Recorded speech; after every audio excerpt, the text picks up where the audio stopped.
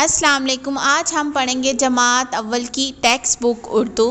तो आज का हम उन्वान पढ़ेंगे। आज हमारे उन्वान का नाम है फल और सब्जियां।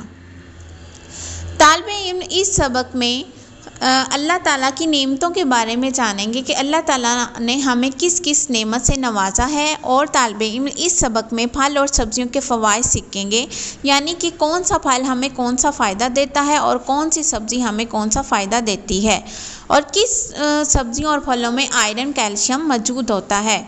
और इस सबक में तालिबे इल्म अल्फाज, जुमले, इमला के अल्फाज और दुरुस्त सवाल के जवाब के गिर्द दायरा लगाना और फल और सब्जियों की तस्वीर भी बनाना सीखेंगे। जैसे कि यहाँ पर बताया गया है कि केला हमारी हड्डियों को मजबूत करता है और बच्चे इसे शौक़ से खाते हैं। मैं आम हूँ, मेरा रंग पीला है, मैं गर्मियों में आता हूँ, मुझे फलों का बादशाह भी कहते हैं, मैं जिस्म में खून पैदा करता हूँ, बच्चे मेरा जूस बहुत शौक़ से पीते हैं। इसी तरह पालक का रंग सब्ज़ है और ये खाकर इंसान दिल की बीमारियों से दूर रहता है। मैं गाजर हूँ, मेरा रंग सुर्ख है, मैं सर्दियों में आती हूँ, लोग मेरा हलवा बनाकर भी खाते हैं, मैं आँखों के लिए बहुत फ़ायदेमंद हूँ। मैं खीरा हूँ, मेरा रंग सब्ज़ है, मुझे लोग सलाद के तौर पर खाते हैं, मुझे खाने से जिल्द अच्छी होती है। इसी तरह और भी बहुत सारी फल और सब्ज़ी हैं जिसके अलग अलग फ़ायदे हैं और अलग अलग जायके हैं। सबसे पहले तालिबे इल्म इसको अच्छी तरह से पढ़ना सीखेंगे और दिए गए जवाब पर टिक का निशान लगाएंगे। जैसे कि बच्चे केले शौक़ से खाते हैं, जी हाँ। सेब का जायका कड़वा होता है, जी नहीं। गाजर आंखों के लिए बहुत फ़ायदेमंद होती है, जी हाँ। दिए गए अल्फाज के जुमले बनाएं। शौक़, मीठा, सेहत। शौक़ यानी मैं आम शौक़ से खाती हूँ। मीठा, सेब का जायका मीठा है। सेहत, मेरी सेहत अच्छी है। अरूफ और लफ्ज़ों का खेल। सेब यानी कि अल्फाज को गौर से पढ़ें और इस खाली जगह को पुर करें।